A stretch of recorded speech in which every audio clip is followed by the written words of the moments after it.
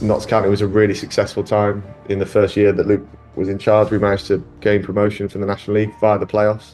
10, 15 years ago, an analyst walks onto the pitch in his boots and starts trying to tell not every player, but certain players things that might have been taken the wrong way by certain players. And if you can manage to get on an A license as an analyst, I think that's a brilliant thing to do, because the course is very heavily evolved around 11v11 football and how you would coach a session.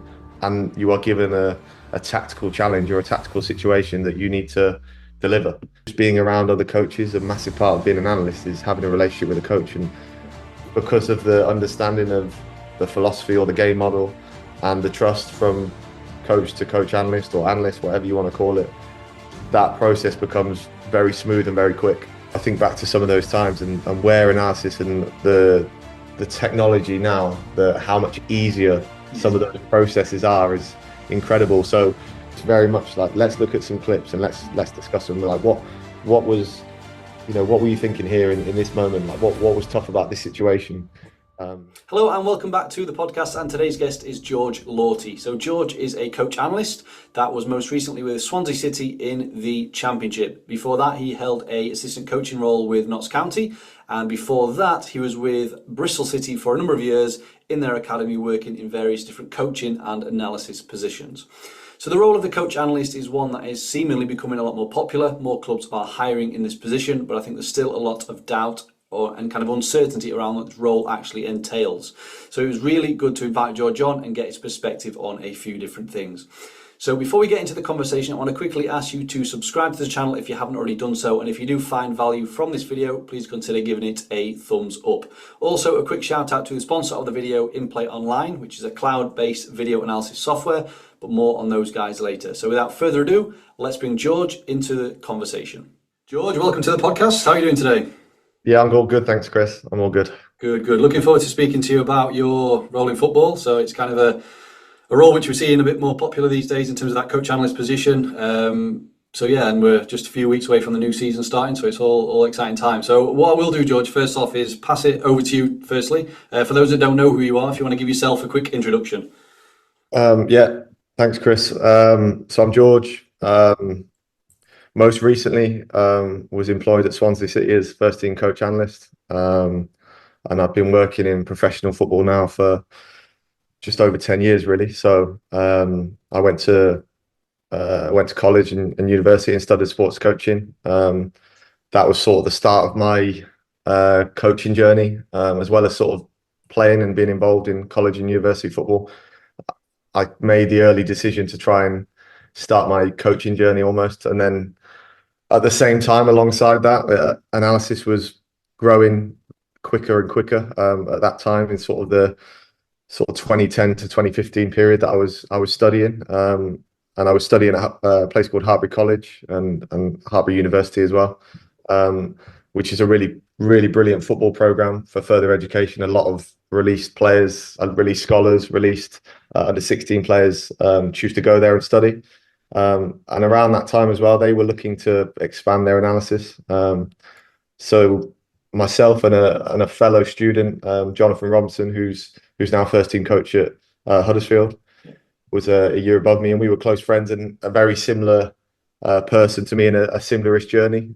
We sort of got tasked and got challenged almost to kind of grab hold of an analysis department, got given some laptops, got given some cameras, got given some end zones, and kind of went from there, really. It was kind of teach ourselves from there. So that's where I first sort of got exposed to that, but had an interest in it at the time. And then so we sort of grabbed that and took that on at the university and the college. I managed to coach there as well. So I coached the under 19 college side, assisted them, as well as sort of providing analysis provision. So that's kind of where I think the coach analyst role is quite popular at the minute. But to be honest, I think from sort of the start of my career, it was something I feel like I was always doing anyway, and it was something that I wanted to do because I always wanted to coach. It was since day one, I've always wanted to coach and wanted to be a coach. But I've also had a real passion for video work and how you can use that with players, with obviously fellow staff members, and how you can bring sort of the pitch to life with video. So I graduated managed to get a job.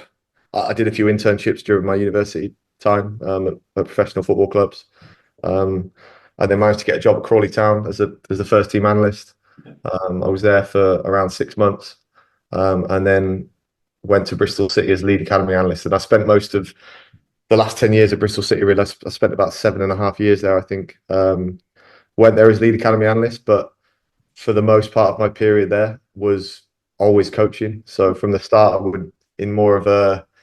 I would do my job of a day and support the academy in various age groups, and then of an evening I was supported brilliantly by the academy manager at the time, which was Gary Probert, um, and he knew I was passionate about coaching and encouraged me to just coach of an evening. And I was young, hungry, and that's where I got a lot of my hours in, and I loved it.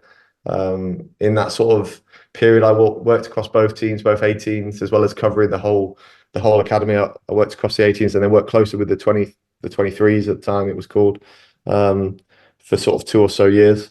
And then eventually that period, the more and more I coached and the more qualifications I gained, I was pushing to sort of coach more and more, and eventually was given the lead youth development phase role on a permanent basis, which I did for around a year and a half, maybe 2 years, and then ended up in my last few months at Bristol City was lead cell. The academy decided to change, rather than phases, into more cell based phases, which is obviously a normal thing, and a popular thing, with a lot of academies. Yeah.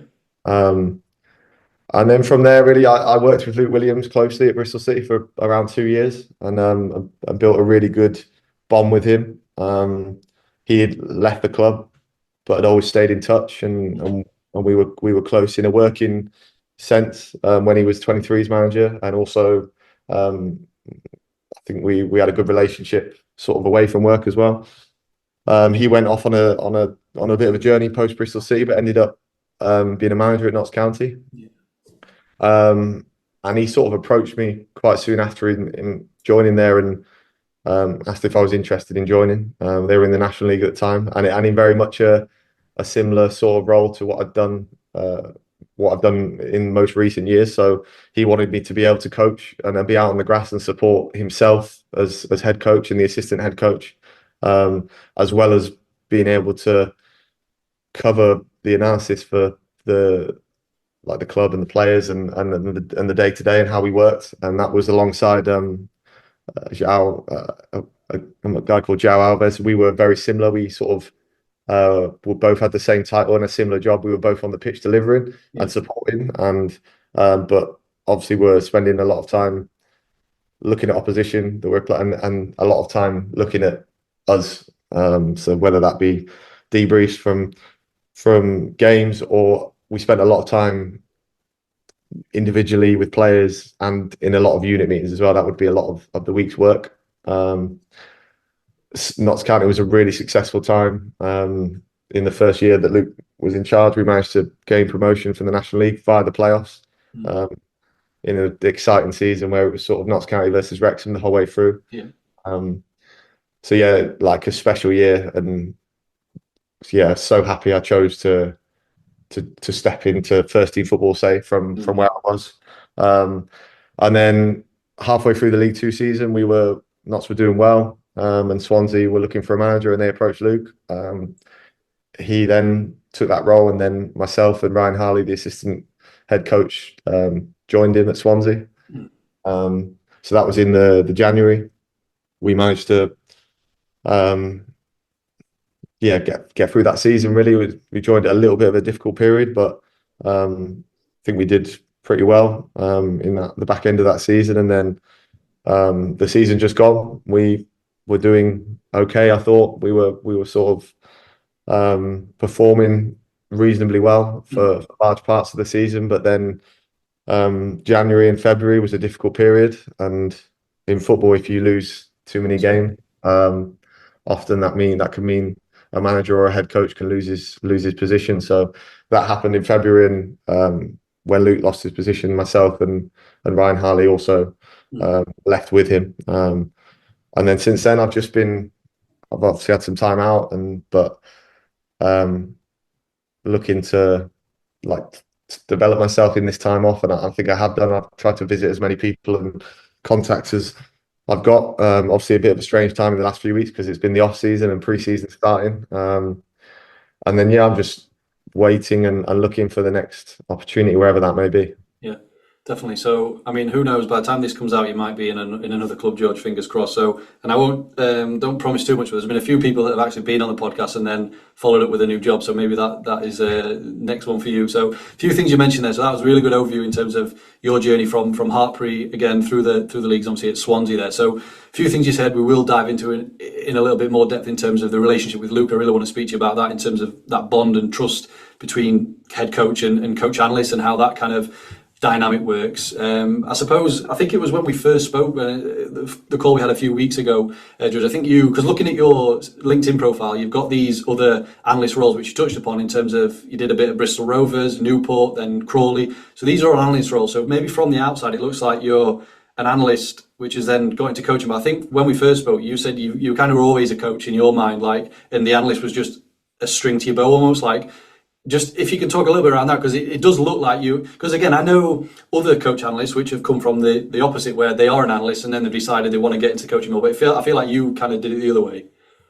Yeah, I mean, I first started coaching at a very young age. My dad ran a local soccer school where I grew up. So sort of 14, 15, 16, that was probably the start of my coaching journey, really, because I would coach all Saturday morning with him.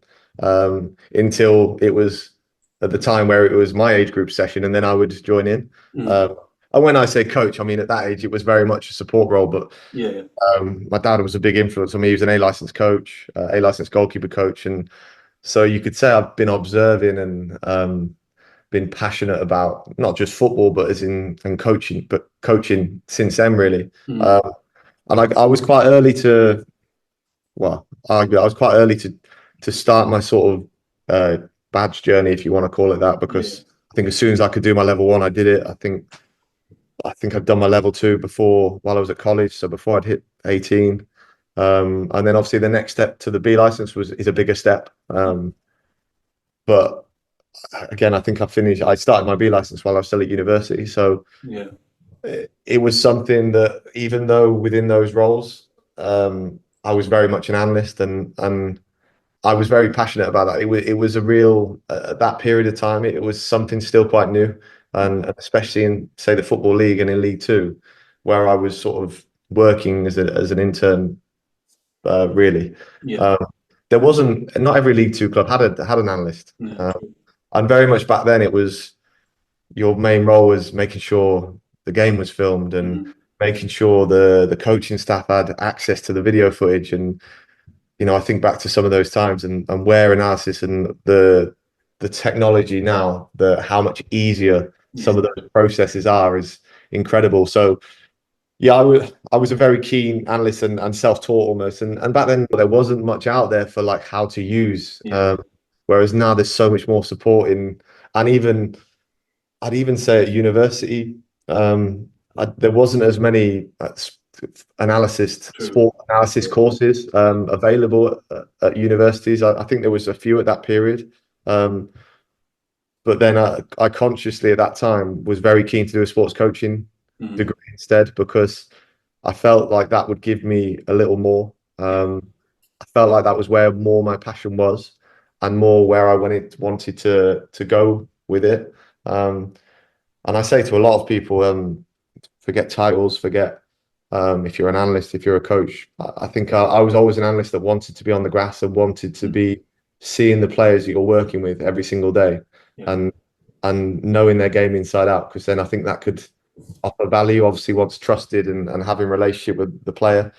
And even when I've been employed just as in a coaching role, I've always been very much using the laptop to help and to aid players that I'm working with, to provide feedback, to challenge players with video work, with data work.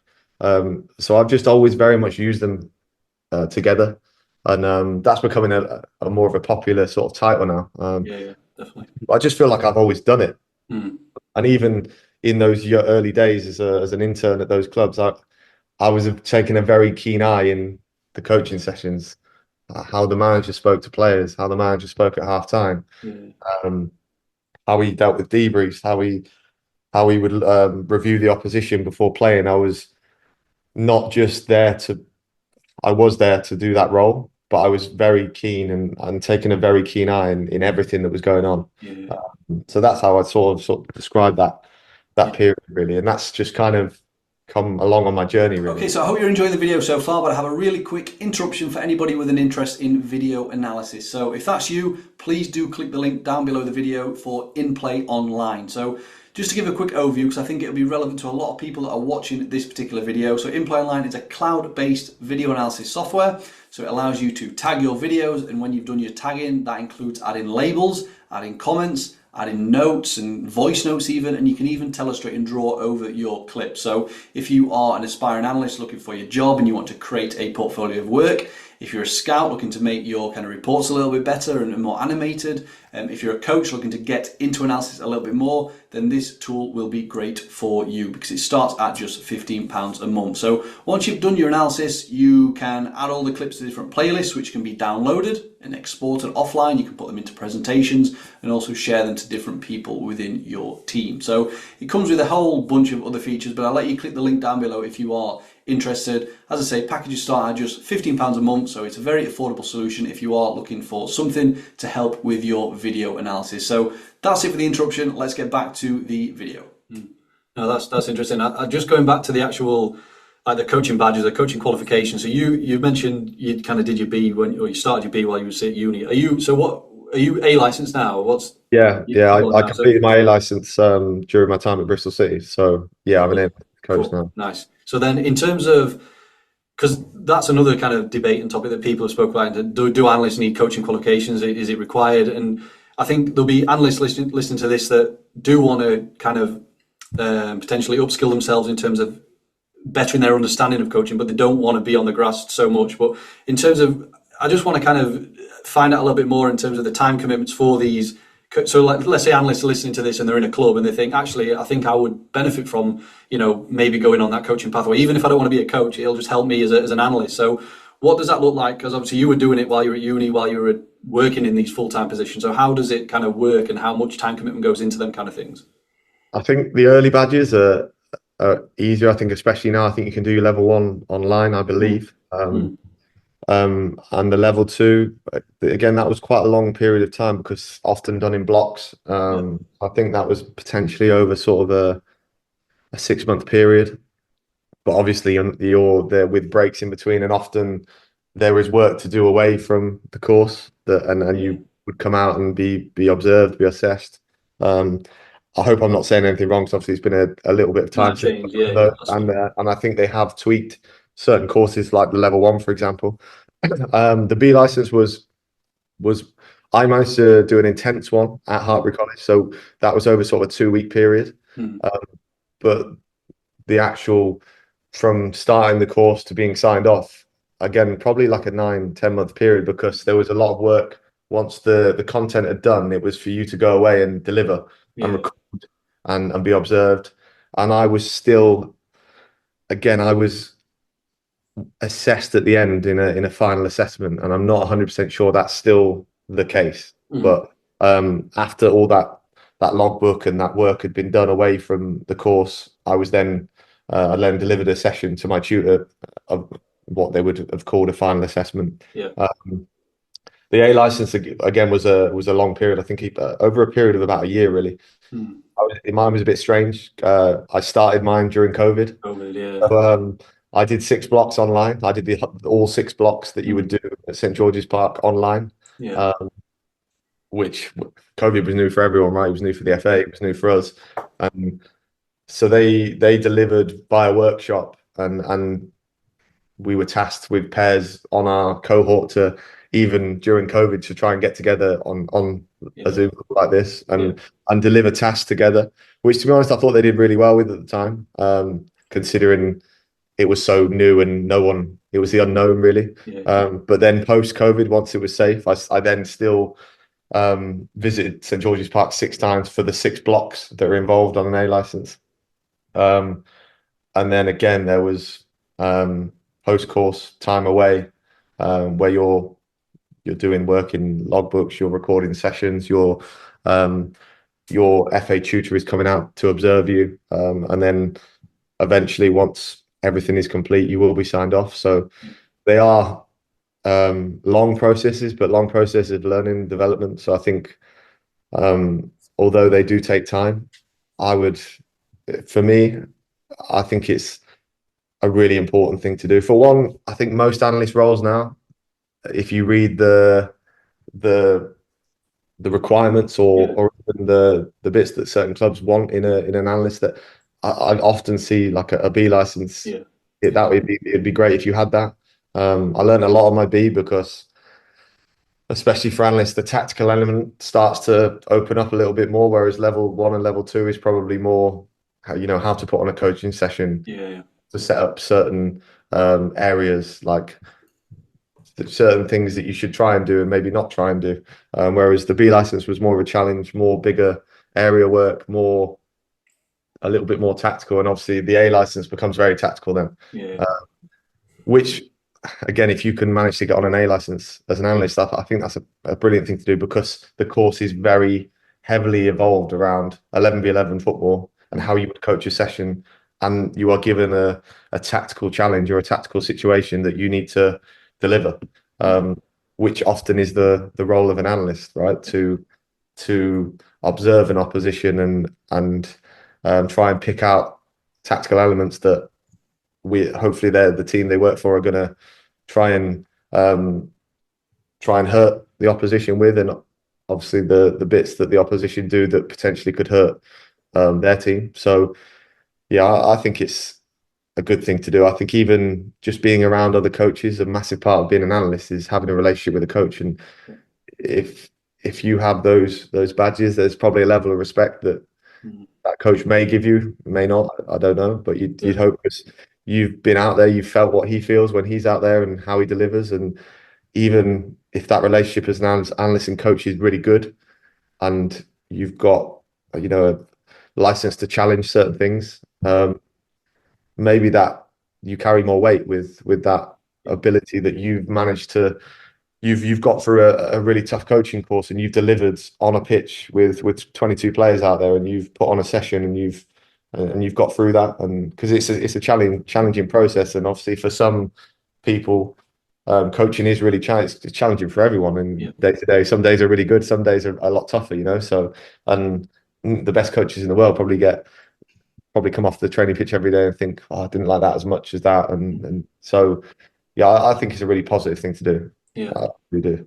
Yeah, I mean, there's a couple of obviously barriers. I mean, one, and I'm not a coach, I haven't done the qualifications, but in terms of, I hear they're sometimes, especially when you get to the B's and the A's, like they're hard to get on in terms of being accepted on the course, and obviously there's a cost to them. So how did you get through them, George? Would the club typically fund the courses, or would you self-fund it? I know that would be different in each situation. Yeah. How did it work for you? Early on in the earlier courses, which are a little bit more, I'd say, not as expensive, right? I funded those obviously with a little bit of support from parents and stuff, because I was 16, 18 really. The B license, I was lucky enough to be supported by Hartbury College, I think, or for a good part of it. Obviously as a student there, and a student that was delivering in their program. And then again at Bristol City, I was lucky enough that they funded the A license as well as other courses that I'd done. So sort of AYA courses and advanced youth. I did all those in my time at Bristol City, which again, I was really lucky that they funded, and unfortunately for the grassroots coaches and the grassroots analysts, that is harder to come by. I think professional clubs are a lot more open to funding their staff. And I think probably when budgeting for a season, there is probably a pot each year for their staff for further development, not just the coaches, the other departments as well. So I was very lucky really because to fund that yourself would be an expensive process and a huge commitment. So I was really lucky. No, that's cool. So, and then I suppose what I want to ask you now then, George, we've mentioned kind of the job title of coach analyst. There's a lot said about it. It seems to be popular at this moment in time. I mean, people kind of share their opinions on what they feel the role is and what it's there for. But in your opinion, as someone that has worked as a coach analyst, what if someone asks you what is a coach analyst, George, what would you define it as? I think if I could just talk about if I was just to talk about myself, I've kind of touched on it. I think it's it's an individual who is out on the training pitch every day supporting the coaches in what they're delivering and sometimes being another pair of eyes Yeah. for that coach, because if that coach has really clear philosophies and things they go after in their team and their individuals, you're just another pair of eyes and another voice that is encouraging that on the training pitch. Um, Potentially that is using video as well to back that up. So if training's filmed, are there clips shown after training that back that up, and you were out there, you saw it? I Yeah. think it's often harder for an analyst when he's inside maybe coding and some of the technology now is incredible and you can film from a Yeah. lovely warm office and stuff, but not being there and seeing every part of it and every aspect and every touch a player has. I think that's probably more where it comes in as well. You were out there, you felt it, you felt what the session was about, you felt what the coaches were going after, or even yourself was going after. Um, I think individuals with that title, like myself, often been on a coaching journey themselves as well. Okay. I've earned trust probably from the manager or the head coach to help deliver on that out there as well, whether that be in individual parts of the session, whether that be in taking small groups away in units, or even just in a bulk of the session. Mm. We'll probably touch on it later, but that's something like I can't speak highly enough of Luke Williams in the way that since, I mean, he first met me when I was sort of 21, 22, maybe a bit older, and from minute one, he knew I was one that was passionate about coaching, and he encouraged me to be out there, Yeah. and help, and be hands-on, and help the sessions be better. For example, that in a 21s team, some days can very much look like you end up with 3 or 4 players left because Yeah. 5 are out on loan, Yeah. 5 are needed by the first team, 3 or 4 are injured, and 4 get left with or like in academies now, 21s to 23s staff, which is Yeah. a small like first team staff. Really, they have every. So he encouraged me like, now come down to the pitch. We're going to need you because we're going to be doing. We've got 4 players. We're going to be doing a lot of like individual stuff, and you can take that person on your own, or you can help me deliver. And obviously, I earned trust and gained more and more experience and confidence. And he was brilliant for that. He was so good at with all the staff and especially me. I think he likes to challenge people out their comfort zone um, to help them develop.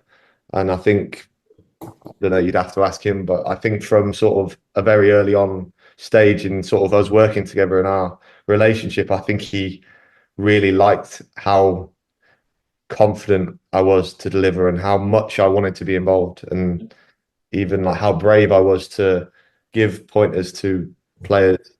And obviously it's very important that you need a trust from him and like not go in and just start doing your own thing. It was very much what he was backing up messages that the club and him and the other coaches were delivering. And I think really important that you have to have a relationship with those players and a respect, because probably not so much these days, but 10, 15 years ago, an analyst walks onto the pitch in his boots and starts trying to tell Yeah. not every player, but certain players things that might have been taken the wrong way by certain players and frowned upon by players. Like Mm. you've got to have that trust from the coaches that are leading, and definitely I think a relationship and a trust from the players that you're there to try and help. And I think that comes. I've experienced that's come a lot with sitting with players and watching their clips and discussing them Yeah. and asking them what they thought and not just telling them. So I think that's so important. So yeah, I think that's what it's become. It's become that head coach or that manager's eyes on the training pitch, support on the training pitch. When they get off the training pitch, they probably know exactly what that manager or head coach wants to show the players, or how he wants to show the players, or or if he wants to sit with a player and I need you to clip those things for me. Yeah. That because of the understanding of the philosophy or the game model and the trust from coach to coach analyst or analyst, whatever you want to call it, that process becomes very smooth and very quick. Yeah. Whereas, yeah, like I said, I kind of started with an analyst that might have not been outside on the training pitch, and he's doing other work that is very important. Yeah. And the coach comes in post training, I need to show this, this, and this. I think that's going to be a lot harder if he's not been out there. He's not seen. He's not smelt what the session was like. He's going to, yeah, probably, hopefully, if it's really clear, be able to go after it with the training footage. But I just can't. For me, it's not going to be as clear as him being out there and seeing it and knowing already when you're coming in, he's going to want to see that, or he's going to want to see that. You've got that understanding. So I think that's what it's become, and how it will continue to develop. And even you see coach analysts on a match day now, they're on the bench, and they're another a tactical opinion for the manager. Often managers are coming to them. They've got the laptop, they've got the iPad, they've got the tactical view. What do you think we need to change? What's the issue? Yeah. And that's becoming more and more. When there's still probably analysts higher up doing their role and doing their responsibility, and it's sort of a chain of communication almost. I think it's becoming. Yeah, and I think that's coming from both sides. I think like the traditional analyst is having to become more aware of the coaching aspects, but also then like the modern coach these days. You mentioned the courses, like a lot of coaching staff now, like coaching the managers come in, they've all got their own laptops with software on. They all know how to code games in. So it's like it's almost merging together, almost where there's a big crossover, isn't there? So yeah, I've seen a huge, like in my relatively short career in football, I'd say, in professional football, the development of coaches in using technology and their openness to it, and their actual hunger to be quite quickly wanting footage to go through it, their hunger to want to sit with players and go through clips without the analyst there. They can just use the laptop themselves, has come on incredibly, I think. And I think that's a brilliant thing. And technology has helped that, I think, as well. The development of technology, how relatively easy it is to upskill a coach, or they can even upskill themselves, and I think that's a huge positive. Yeah, definitely. So, okay, so if you've made it this far into the video, you must be enjoying the content. Either that or you have simply fallen asleep. So whichever one of them it is, you probably won't mind me asking you for a quick favour. So as you know, I'm always looking to grow the channel. So the bigger the channel gets, the more people we can reach and impact, but also the bigger and better guests we can invite on to the channel to have these types of chats. So with that in mind, if you haven't already done so, I would very much appreciate it if you did hit the subscribe button down below the video. The stats are showing around 25% of viewers are subscribed. So there's a big chunk of you that are watching the videos, but you haven't yet hit the subscribe button, but I will let you off because you can do it right now. It's free and it literally takes 1 second. So if you go down, click the subscribe button, it would mean a lot to the channel and help the channel to grow. So that's all for now. Let's get back to the video.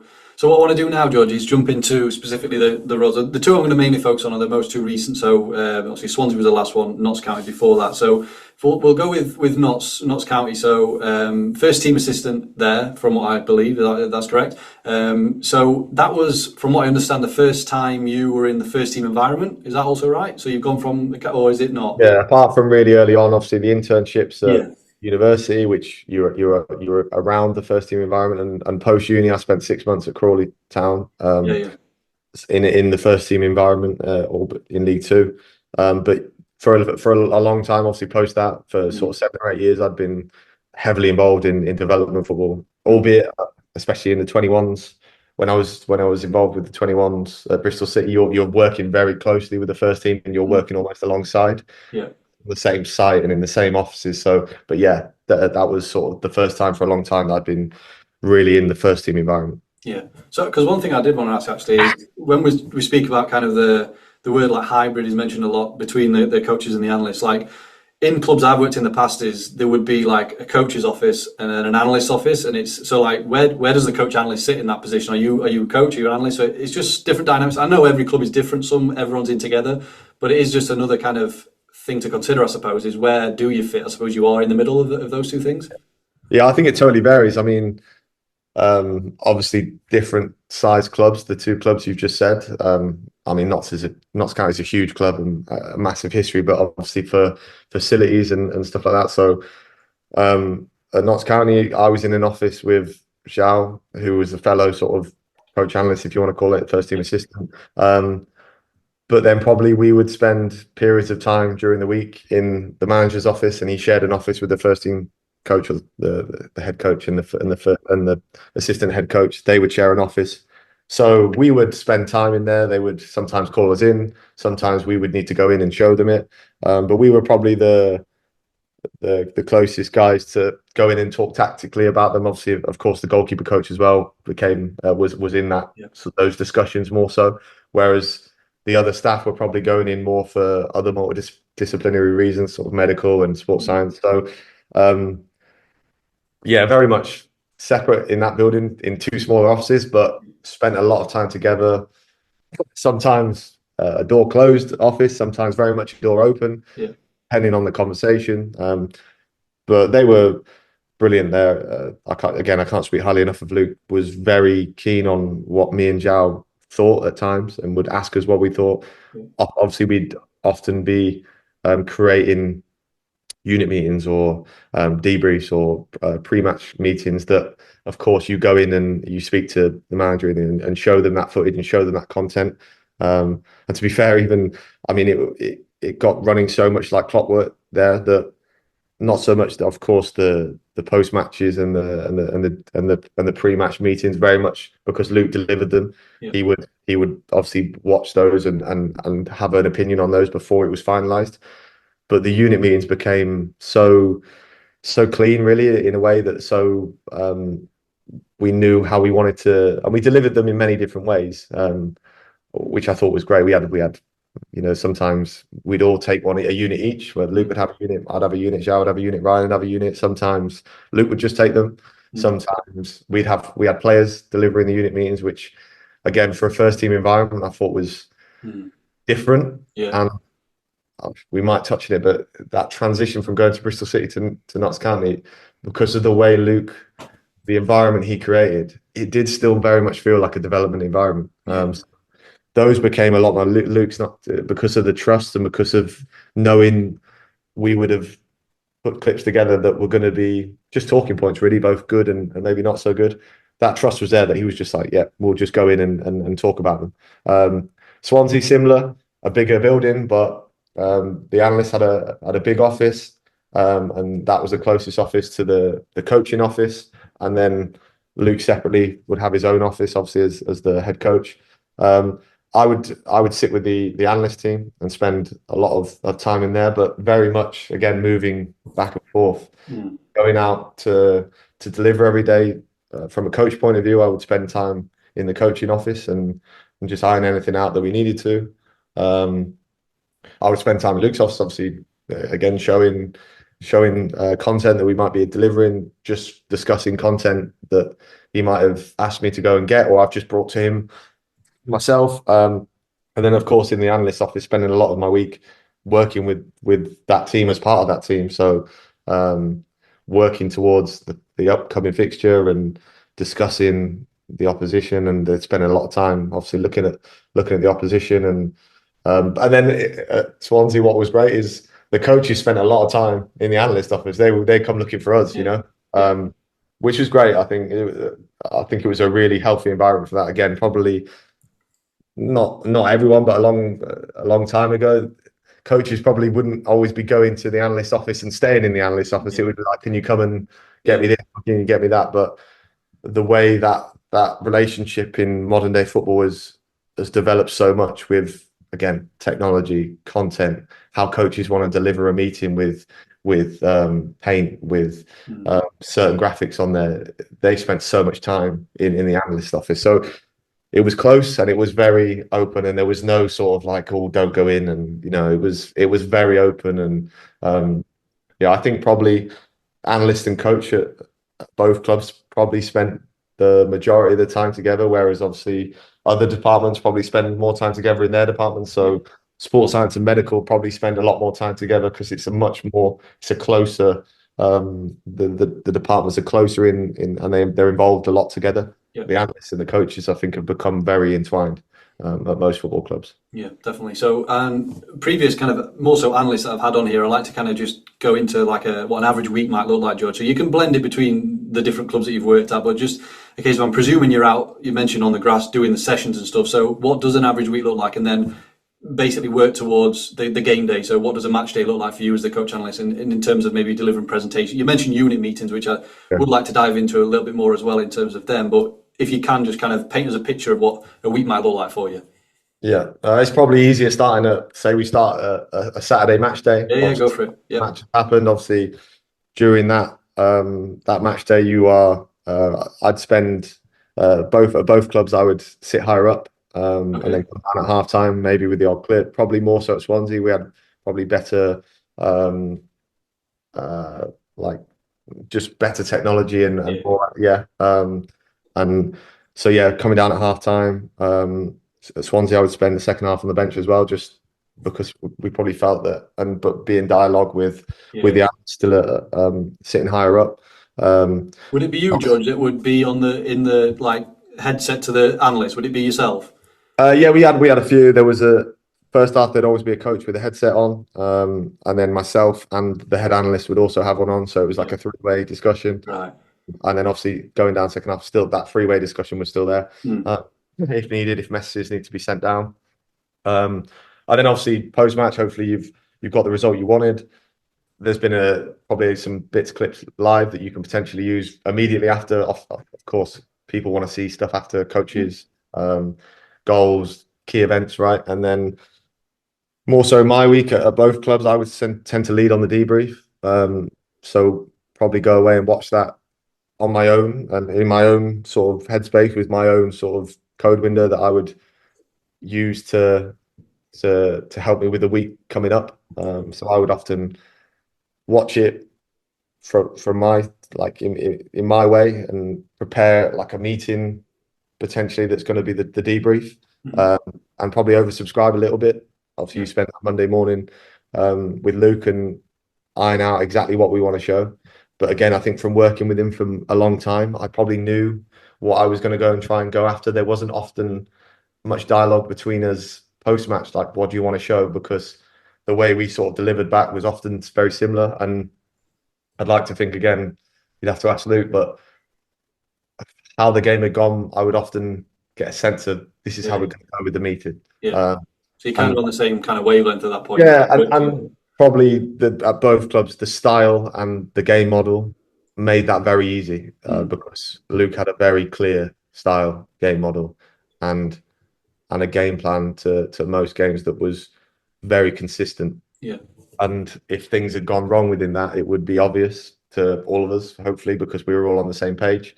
And if things had gone really well, there'd be obvious examples of why and how.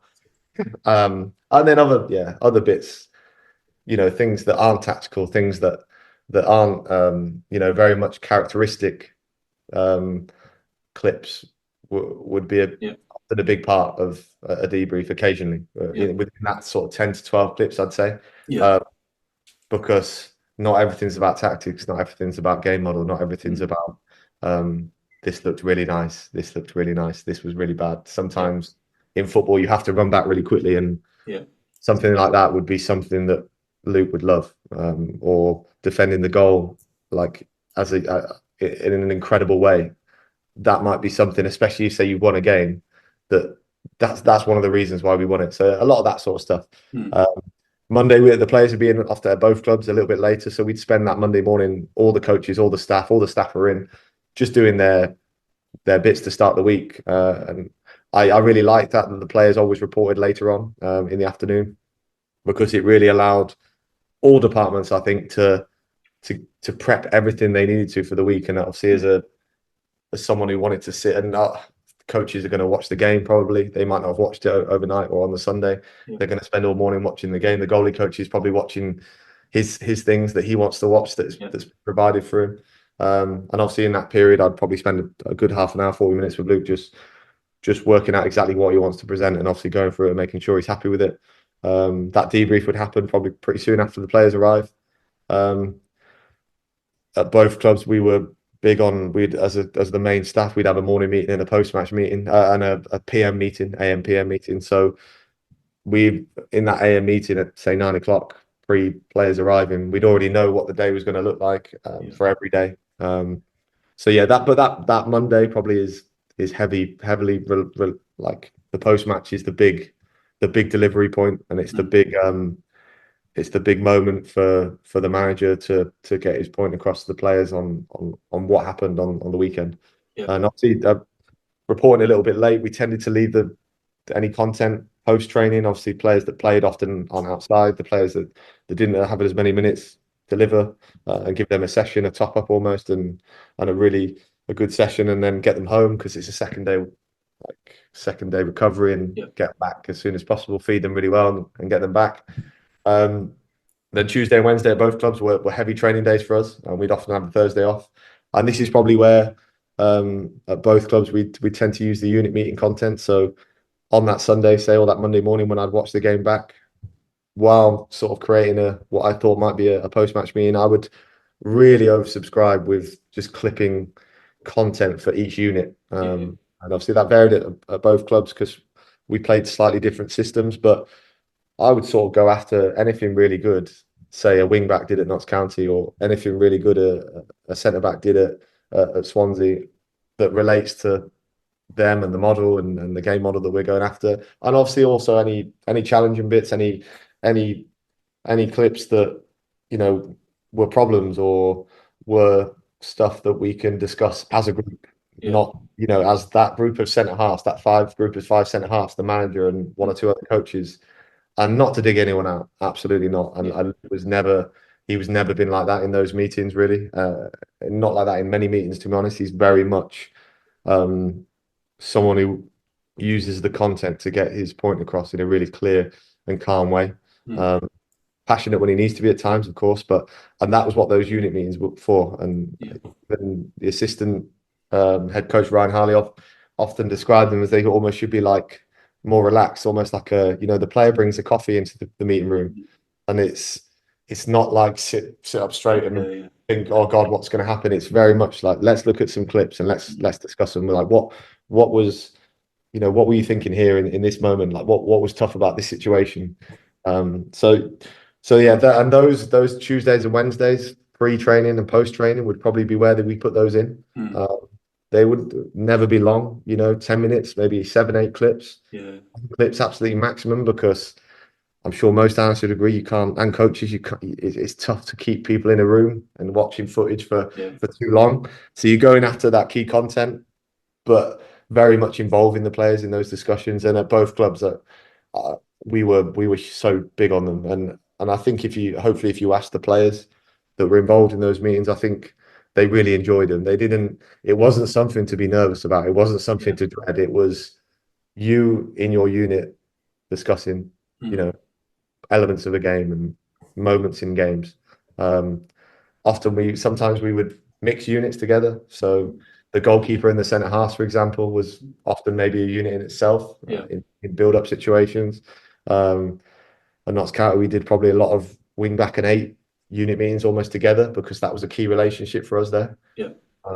We might be wing back and 9 again, another really key relationship for us at Notts County, because the wing backs provided, in the National League season, Macaulay Langstaff scored 42 goals, and a lot of those goals came from wing back positions. And I'm sure it would be great in a meeting like that for them to like talk together. And when I know, because when you get there, I'm always going to run there, because I just know you're going to cross it so early. And how good is that, right? To have such clarity, not just the coach saying it, the players have such clarity in who they're playing with. And the other wing back might be a little bit different. He doesn't deliver it as early, and they have that discussion and that clarity and that really calm, detailed discussion in a calm environment, really, not in a sit up straight and listen meeting.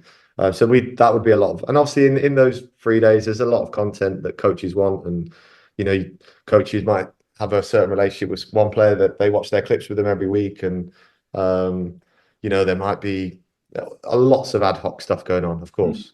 And even in sometimes those morning meetings would be ad hoc team meetings where Liverpool has some content or has some data from a period of time or the game at the weekend that he thinks, I think we need to show him that. And Yeah. So we tend to always have a morning meeting, whether that be unit or whether that be team. Yeah. He liked to see the players in the morning, he liked to look at Mm. them and check they're all okay. So Yeah. Yeah. that was a big part of the week. And then obviously come a Wednesday, the analyst department had probably in the last week or so been really working towards the next game, and Mm. that content is ready to be viewed by the coaches, and especially Luke, who's going to deliver it. And again, obviously, coaches are going to spend a lot of that week probably themselves watching the next opposition, Yeah. observing them themselves, watching a few games themselves, which I think happens so much now. So that's all going on at all the same time, really, I'd say. Mm. Yeah. And very much the same in Notts County. Once that sort of debrief is done, obviously my role was probably a little bit more still working on unit meetings and stuff, but a lot of the building is it's on to the next one, and it's quite quickly Yeah. on, especially in football in England, right? It's just so relentless. Mm. And Yeah. the analysts are constantly churning that wheel for the next game, the next game. Before the next games even happen, they're on to Yeah. the next one. Yeah. Uh, and then, so yeah, Thursday often was off, but the content that was going to be shown on the Friday morning pre-training was already in Luke's mind probably, and already been viewed by a lot of the coaches and the staff, and the analysts had prepared it, and then Friday that was delivered, and Mm. your normal match day -1, which is a normal thing, right? And then we're back into Saturday really, and Yeah. at Notts County less so. On a match day we wouldn't have any content. Um, it was something we just never really we looked to do. It was Mm. very much like Luke wanted the players to turn up Yeah. and be ready to play, and all the work was done. At Swansea, adapted a little bit, and the set piece meetings would happen on a match day, Yeah. and that content would get shown in any other ad hoc things. Mm. Um, and I think both worked really well. I think there's big pluses for both, because it's a short week, and trying to fit all that content in can be really difficult. So Mm. why not use a match day if it feels right to that few hours, especially if you're meeting for a pre-match meal, and that's going to be a couple of hours before you've got that time to get any final content across. So Yeah. that was something that we did more at Swansea.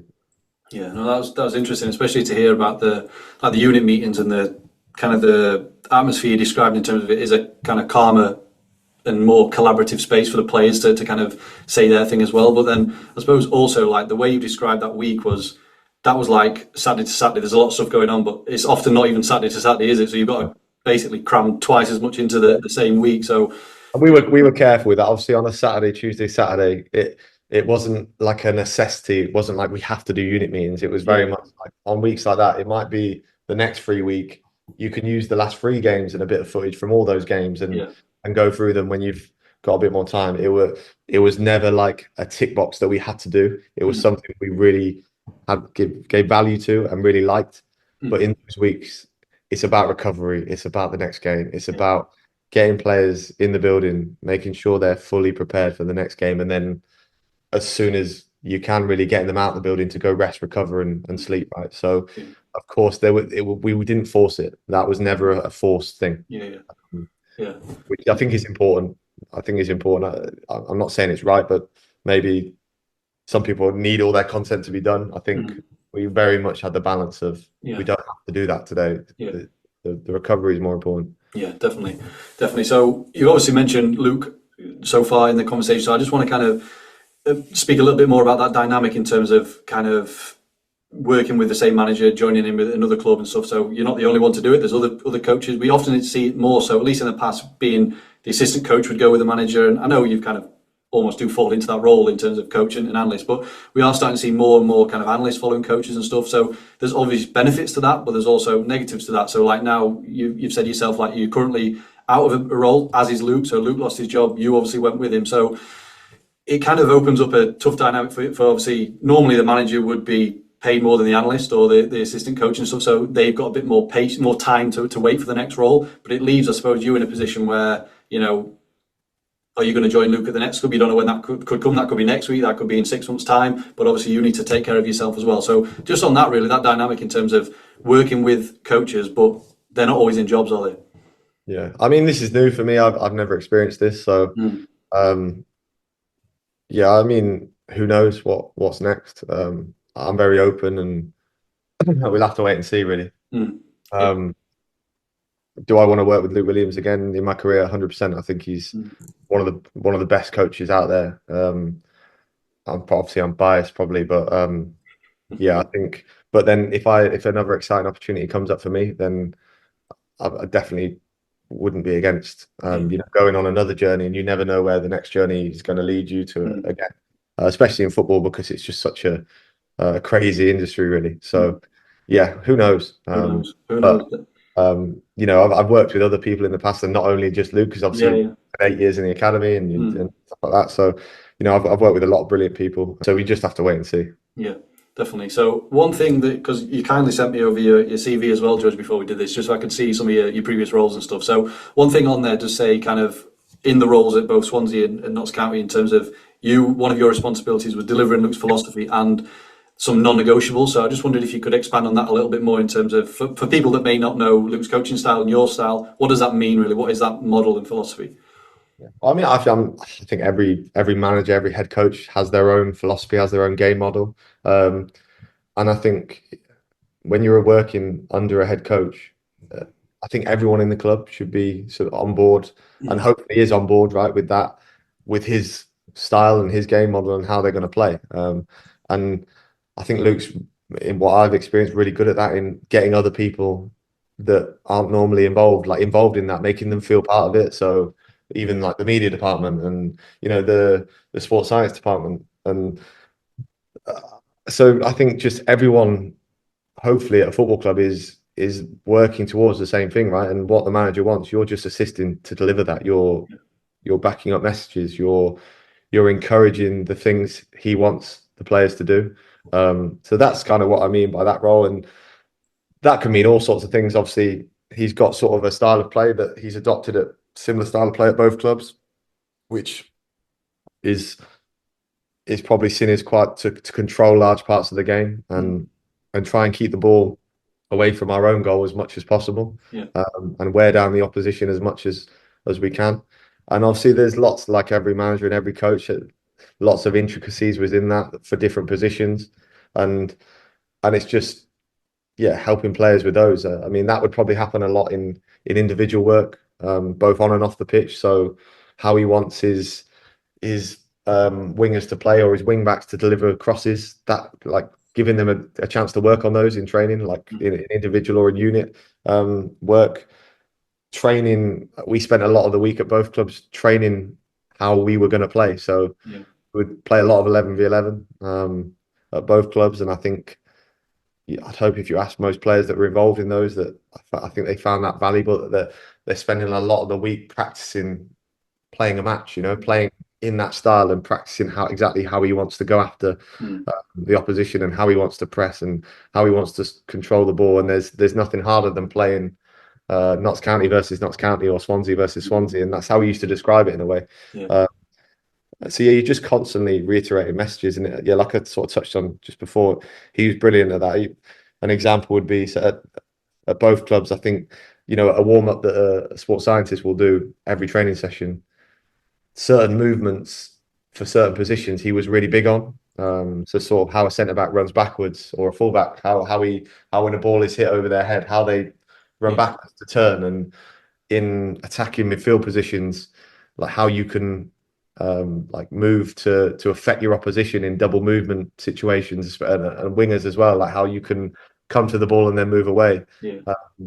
How strikers, he wanted them to try and receive the ball to take a touch into the box, and he would sort of want the sports scientists to be involved in this and try and build that into their warm-ups. There's nothing wrong with the generic warm-up because it's all correct, right? But we'll challenge them, like, how can you get some of those movements that we really are so big on? Can you put that into your warm-ups? And at both clubs, I think both departments, both like sports science departments, bought into that so big, so well. And then obviously, how well he would like be so happy at that and praise that, and almost address it in front of the players, like, this warm-up is like, this is some of the things we do on the pitch. So it's not just a warm-up, guys, it's preparing you for what we're about to do. So I think things like that, I think just not just the coaching staff and the people out on the pitch, but the medical staff. Hopefully you're all pushing in the right direction. Hopefully, I mean, at Swansea, the chefs are incredible at Swansea. Just Mm. they're Luke used to use those as an example to the players. Like if we play anything like the chefs treat us and work hard every day, we've got a massive chance Mm.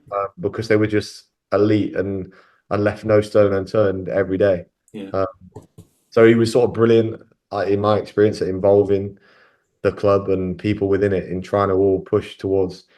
Because I think if there's maybe in football, like sometimes there's the coaching staff and they're just going after their thing, and everyone else in the club doesn't maybe feel as involved in it. Or Yeah. and Yeah. I think it's so important when you work for a club, right? That like involve the fans, involve Yeah. people within the club.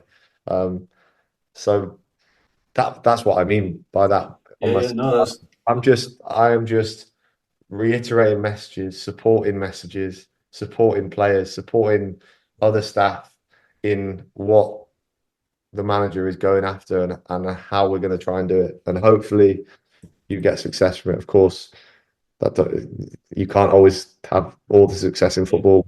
We probably did have great success with it at Notts County and for large parts of Swansea. I think we did as well. Mm. Fortunately, it ended, but then that's football. So Yeah, definitely.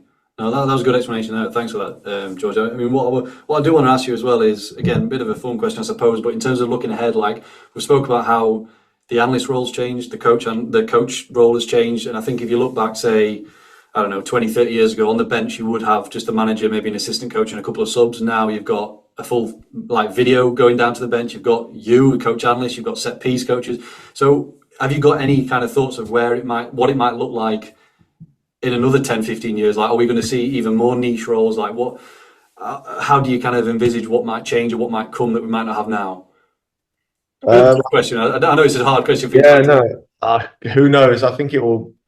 I think the more staff has probably come from the support to players, Mm, players being the sole focus, and that every little bit counts. So more medical staff to make sure every player is as best as they can be. More sports science staff to cover like every base of on pitch, gym, their physical development.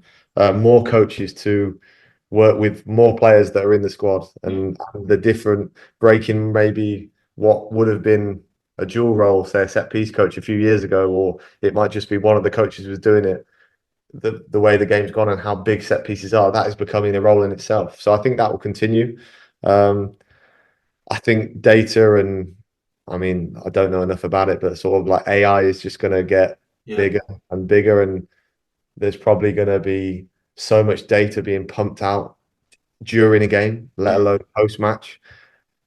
Potentially, that I can see that having a big impact on potentially what a manager does, especially in the second half. Mm, So a huge data set, a huge data model, pumping out so much live data that could aid what the best decision is, who to bring off, yeah, not just from a physical sense because that's already happening, but yeah, yeah, you know every time we brought this player on at this moment, it's been unsuccessful or yeah. not so successful. It's been seen as every time we've taken this player off at this moment, we've really dipped. Mm. That maybe let's keep him on. I think that's probably potentially to come. Yeah, no, Um, I think that is fascinating. I think again, I'm definitely not an AI expert, but I think when you speak about kind of the amount of data that is, especially now as well, like data that's coming live, I yeah, think you could almost maybe see in the future of maybe like almost like an assistant AI coach that is yeah, interpreting that data in real time almost, where it can recognize a pattern of the game that maybe is similar to one 9 weeks ago, and then it kind of suggests things that you might want to do potentially. But yeah. yeah, it's amazing what might go to, I suppose. But who Even knows? like I mean, the physical data. I think even there was I think probably they could have done that quite a few years ago Mm, with the technology they had. But I think I'm not 100% sure. But having access to live data on a match day has only just maybe been allowed. yeah, I think you're Yeah, right. and even The videos. the video Yeah, stuff. yeah.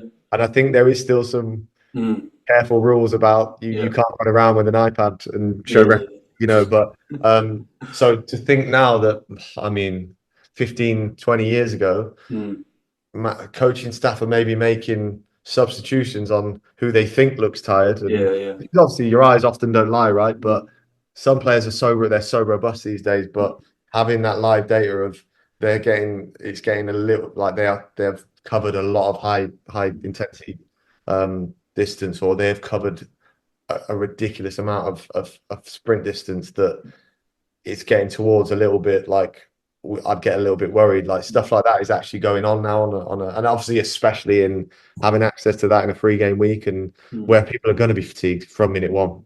There's no going away from that. It's impossible. As robust and fit and incredible football athletes are now in most divisions, but especially in those top divisions, 3-game week is still very, very taxing on a body, even though it doesn't necessarily look like it is from how fast they are. But have been 10 minutes ahead of that potential muscle injury or on the iPad is probably a massive, and obviously I'm no expert in that field, but I'm sure if you've spoke to physical coaches, that's probably come up, and having that access, not just in training, but on a match day. Yeah, definitely. No, it's fascinating when you say kind of the workload and stuff. Like if you look at like the likes of Chelsea, they've literally just finished their season now, and then they've got to start again in a couple of weeks. So yeah, I mean, I bet that's being so carefully planned and through. I mean, it's so new, but potentially, I mean, some players would have potentially had an international tournament, right, a World Cup, or so. There's maybe something they can base it on, but yeah, I think it is going to be a. Let's see what the fall. I'm sure there's going to be some, but as soon as injury happens to maybe a really key player, well, and then obviously it might not be, but there potentially is going to be challenges and a fallout.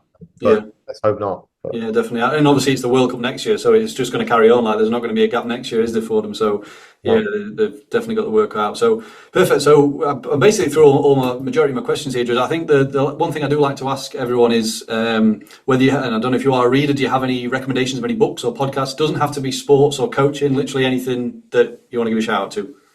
Yeah, I'm an okay reader. I wouldn't say I'm probably more of a podcast man. I read Chimp Paradox a long time ago. That I think most people have read that, right? That was a really, really interesting book that I think everyone finds helpful. Black Box Thinking, when I read that at the time, I found really interesting. It's a really easy read, and you could relate a lot to being in situations where you're managing up or managing down. And then obviously all you probably high performance podcasts. I think there's been guests on there.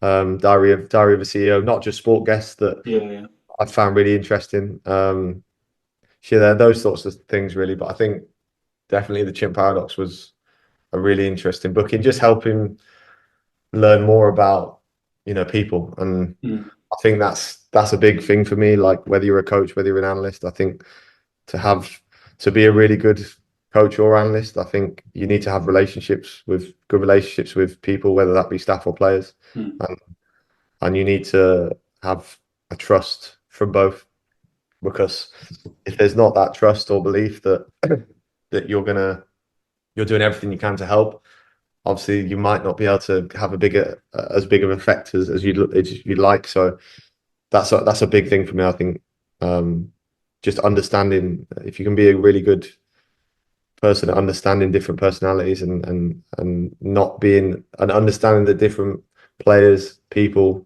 staff, anyone works in different ways and likes to be challenged in different ways and likes to be fed back in different ways, and I think that's a big one for me, and probably something I've learned so much over this whole journey of football, really. The different challenges involved with working with people, and that's, I think, in any walk of life, that is a challenge, right? Working with different people and different personalities.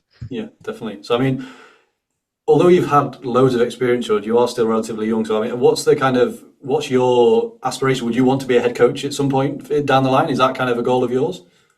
Maybe not now, but I mean, I'm talking, it's hard because I think it's a question that gets asked a lot to many coaches, right? And the honest truth is, I don't really know yet. I've led before in certain roles, like led staff and led phases, led players. I've also assisted a lot and bit of support. I really enjoyed both. Um, do I want to be a head coach? I don't know, because I don't know what's next. I didn't plan like the last 3 or 4 years. I got given an opportunity and grabbed it with both hands, and what happened. So I just try to tend to focus on the here and now more often than not. I try and be really, really good every day, and not look too far past next week really, and making sure I deliver really good content coaching sessions every single day, and be a really good person and be really good at my job.